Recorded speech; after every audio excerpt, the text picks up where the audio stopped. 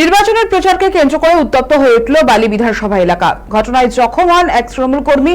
বিজেপির বিরুদ্ধে হামলার অভিযোগ উঠেছে। স্থানীয় সূত্রে জানা গিয়েছে, বুধবার বিকেলে বালি কেন্দ্রে পৃথকভাবে প্রচার চালাচ্ছিল তৃণমূল ও বিজেপি। সেই সময় আচমকাই দুই দলের কর্মী সমর্থকদের মধ্যে বচসা শুরু হয়, যা দ্রুতই উত্তেজনায় রূপ নেয়। তৃণমূলের অভিযোগ, সম্প্রতি বিজেপি ছেড়ে তৃণমূলে যোগ দেওয়া রণবীর দলুই এর বাড়ির সামনে দিয়ে প্রচার করছিলেন বিজেপি প্রার্থী সঞ্জয় সিং।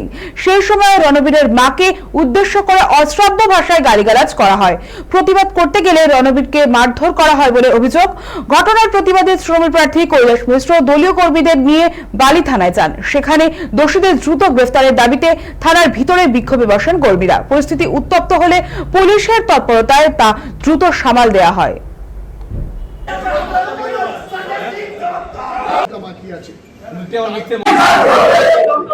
আমি তো আটকাতেই গেলাম যে ভাই আমার মাকে কেন গালাগাল করছে।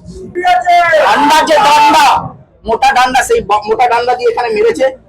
আর তারপরে এই হাতটাকে দিয়ে আমি আটকাতে গেছি বলে এই হাতটাকে দুজন মিলে ধরে কাচের মধ্যে মেরে হাত ভাঙিয়ে দিয়েছে।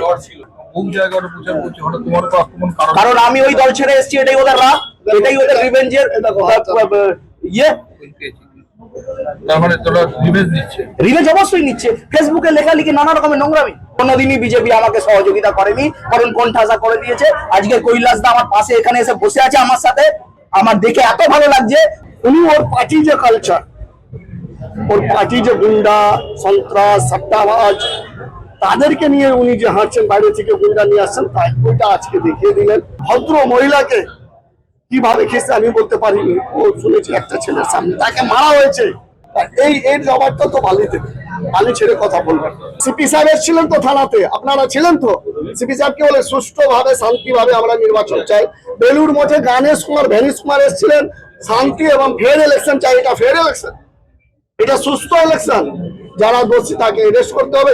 যদি না অ্যারেস্ট করেন, তারা জানেন বালির মানুষ প্রতিবাদ যখন উঠবে ঝড়, তখন আর আটকাতে পারবেন না। ওইখান থেকে বেরিয়েছি, তার 7 থেকে 8 মিনিটের মধ্যে 50-60টা বাইক বাহিনী ওইখানে এলো, আর ওরা ওইখানে পুরো থানার সামনে তাণ্ডব চালালো। বা যারা এই লাইভ করেছেন, তাদের যদি বুকে দম থাকে, তার হাতটা একবার খুলিয়ে দিন, আর খুলে একটু পিকচারটা এরম ভাবে করে দেখিয়ে দিন যে ওর হাতে কোথায় লাগা আছে।